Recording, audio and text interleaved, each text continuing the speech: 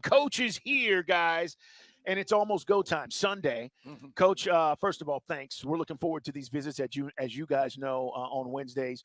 As the season gets underway, our listeners have so many questions about Sure. what this is going to look like, and I know you're probably getting it. I mean, I'm guessing you're getting gas or grocery. Hey, Coach, people are stopping you in the streets. But I will say this, Art, people are excited, man. We are feeling it. Mike and I were on Right. the South Side yesterday.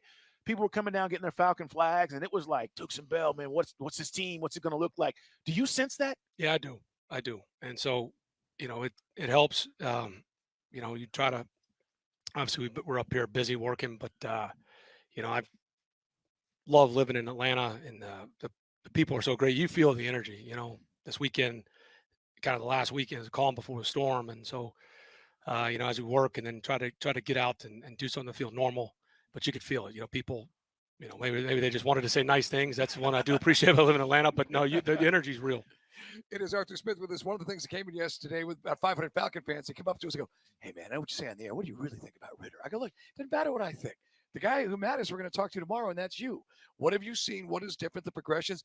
Have there been any advancements that you've seen him take this summer?" Absolutely. It helps going in, knowing that they're a starter and being the second year in the system. And we've evolved a lot. We've added a lot, but the language is similar. He's been around me and Dave Ragone, and the expectation and going in. And so, all the reps you get as the starter, and he's got a lot of natural leadership habits, and it rubs off on people. And that's what you saw at Cincinnati, and that's going back to him as a high school player.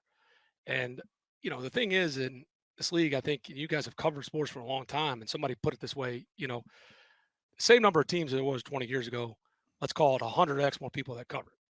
And in a lot of ways, it's great. The game has grown and whatever, and so you're getting a lot of opinions, and it's what the marketing that makes the league and the excitement that's a draft. And for whatever reason, sometimes it's hype. But the beautiful thing about football is we got to go prove it. You see it every year. There's guys that get taken, and it's a crapshoot. If you're the first quarterback taking the draft, it's 50-50 over the last 20 years. And then, on and on and on. We have conviction in Dez, and a lot of times with different quarterbacks, they've been in a different situation. Who knows? And we feel like we've got a really good situation with Dez. He feel like he fits what we're trying to do. So we're excited about him. Coach, last year, I don't think anybody expected us to run the ball the way we did, right? Third in the league, finished the season. And now I'm looking at this O-line and I'm going, are we better? Coach, are we better than what we're going to be, what we were last year up front with the O-line? Well, certainly there's a reason we invested in Chris the way we did, and certainly Jake, and when he's been here, and still think Jake had a heck of a camp. He's playing really well. Hopefully, he's got a lot of his dad Bruce, his longevity in him, and then with Caleb coming back, so there's familiarity. Drew, playing the center position for most offenses, especially what we ask him to do. That's like being a quarterback, and you can see the command Drew has now as a season under his belt as a starter. And Drew's going to be one of those, hopefully, long-term unsung heroes. Smart as hell, and it's not just because he went to Stanford. Drew's a tough guy, and you need a guy in the middle. I mean, that's such an important position for us. And then, now he's playing next to Burge, and he's next to Jake. So when you got an experienced vet like Jake Matthews, who's left tackle, and then Drew's got a year on his belt, and he's got command, it certainly helps a rookie guard. We talked a lot about Hennessy, obviously, because he got banged up. It seemed like things got moved up a little bit for Bergeron. Did that help him? Yeah, I mean, it expedited his rep count with the ones, and we were going to let that play out, and it's unfortunate what happened with Henny. But we feel good about the depth and what we value here at the lines of scrimmage, and we want to develop guys. I mean, it's such a different player coming out of college football on the lines of scrimmage, whether it was COVID or whether there's a million different theories, but I think you're seeing some of the line development, O-line development being a little behind, but we invest a lot in it, and the gains that Ryan Newsell's made since he's been here. Like, he had a really good preseason. Tyler Vrabel going into the second year, Shafe, these guys that we feel good about. Kyle Hinton is a guy we brought in. We had our eye on last year, and we signed him. Those are the unsung. But when you have depth, you need depth in the line of scrimmage, both sides, and that helps. It's unfortunate with Henny, but with Burge is a guy that played a lot of snaps in college, so he got a lot of starts under belt. It's going to be different on Sunday, but when you're going against David Onyemata and Grady every day, that's a good way to get ready to play. Coach Arthur Smith, head football coach of our Atlanta Falcons, guys, here on Sports Radio 92.9 The Game. It's Dukes and Bell. We're going to do this each and every week, visiting with Coach after games and game weeks.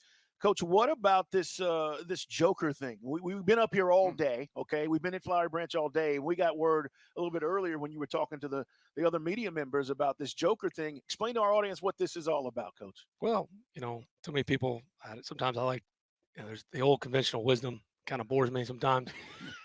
We've got a lot of hybrid players. And so, I didn't, it started as a joke.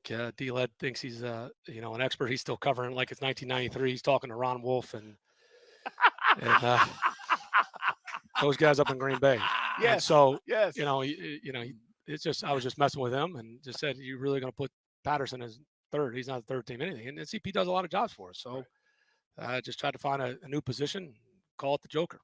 Gotcha. And he was talking about Cordarrelle Patterson, guys. CP could be Panther. The Panther position. Could be anything. Could be anything. Could be anything. The X Factor. It's Arthur Smith with us here in the trenches. We said it from the moment we saw the first practice minicamp. Bigger wise, size wise, more physicality, and it just seems like this is more of an Arthur Smith type football team than what you had when you first got here. Well, we've been fortunate when you're in a stable and a great organization, and I mean that in all sincerity. It's very rare. Terry and I talk about all the time. I mean, you're fortunate as hell to even get the opportunity to get a job, and then things that they'd had success here, and then you're just in a transition. And so some things, it takes things that you plan for and some things you didn't plan for, but you got to be able to adapt it and you truly get to build something. It's kind of rare. So a lot of times you take over and usually the team, whatever, it needed to change, and it's just the opposite of what was there before, but there have been some established things. So we've been in a good transition. So we've kind of built it in 3 tiers. There's guys that were here. They're thankful they were here. The AJ Terrells, the Chris Lindstroms, Grady, Jake, guys that are good players that are our kind of guys. And there's been guys that we love to coach that were at the end of their career, and guys we couldn't bring back, because there's cap restrictions. And so then, the guys we drafted, and you're developing there, and then being active in free agency and trying to be creative.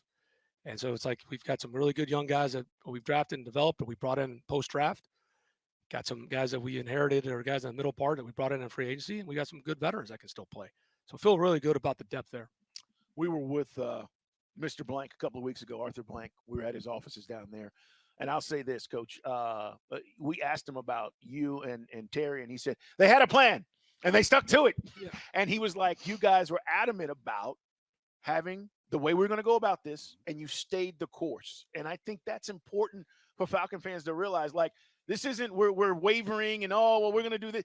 This has kind of been the plan all along. It just takes a minute to get there, right? Right. And then the other thing, too, is you got to build a competitive culture. So, even going into last year, you don't want to go in there and just we're not going to concede anything. So, the chip on our shoulder, whatever it is, you want to have results. And that's why we fought like hell. And sometimes we went unconventional wisdom. And part of the reason those rushing numbers were so high is we felt, hell, we were running plays that out of the pistol that, they were running at Georgia Tech with Pepper Rogers. And Marcus was running some of the, zone read stuff. And it was working. Sure. There's no, some of the things we did on 3rd down. Right. Hey, who said we had to line up and drop back?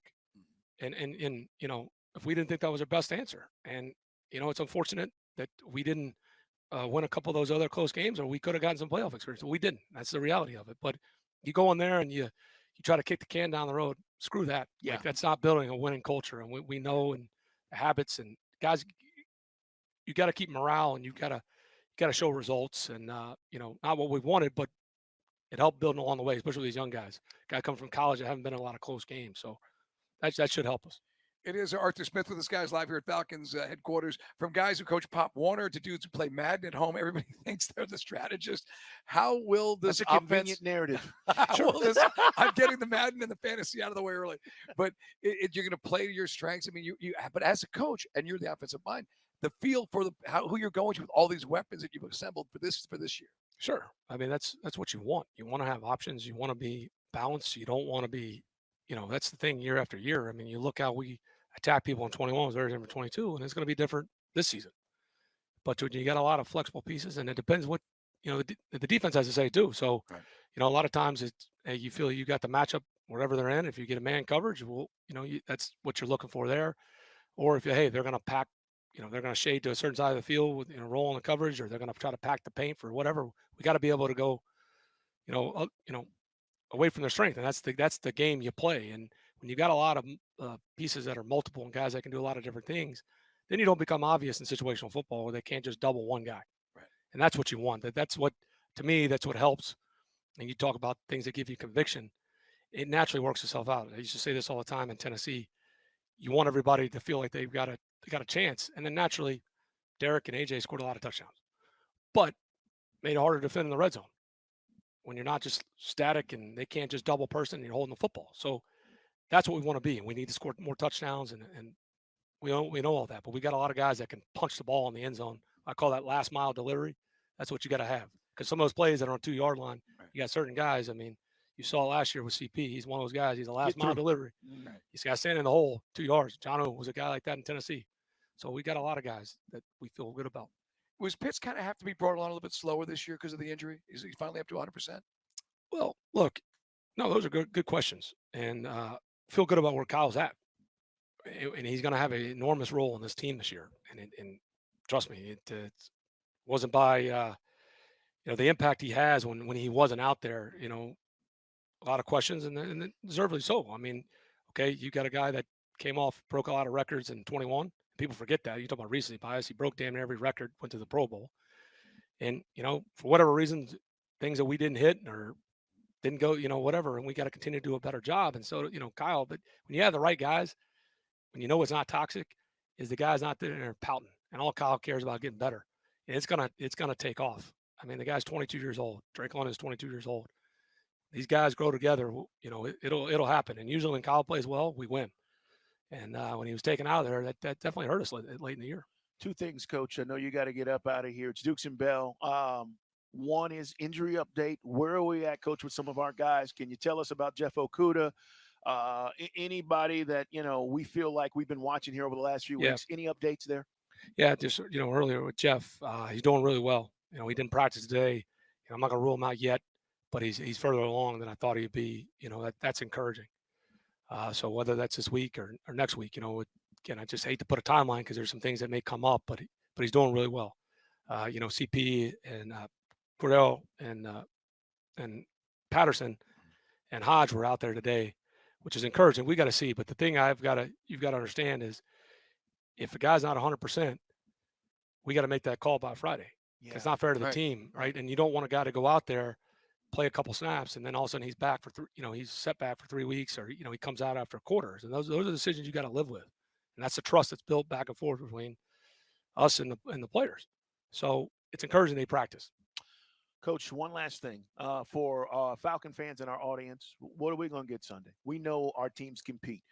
For week one, there's a lot of excitement. What would you say to Falcon fans about what we're going to get on Sunday?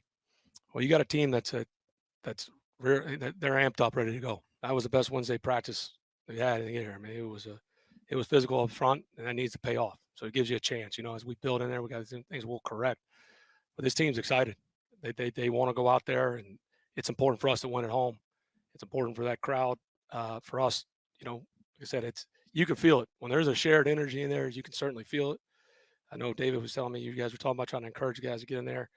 I got to check before I write a check that I can't cash. But if I can find a way to incentivize, maybe I could talk to Rich McKay and Mr. Blank, maybe see if I can get the first adult beverage on me if people get in there early. Yeah, I'll see what that is. I'm happy to pay for that, but I can't promise it yet on the air. No doubt. I don't want to put myself in cash a check. Write a check I can't cash, but. I'll look for something if that's what it takes, because we love the fans and this team's ready to go. There's a real buzz on the streets, as we said to start the interview. People are really excited, and now I know you got to be chomping at the bit to get out there. Oh, we are. We still got some work to do this week, but we're ready for Sunday. All right, Art, man. Thank you. Thank y'all. Appreciate you as always. Appreciate you, man. Yeah, absolutely. And we'll see you next week, guys. We'll do this on Wednesdays with Coach Arthur Smith. Appreciate you. Thank you. Appreciate you guys. There'll be no surface narratives. Hey, Calais Campbell is going to stop by as well. And, if you are expecting, at least going into week one, we can always react. Right. But Coach is not going to sit here and tell us what he's going to do to the Carolina Panther defense. But we talked about it. They're facing a lot of injuries as well. And some guys that may not be available on Sunday that are going to hurt them.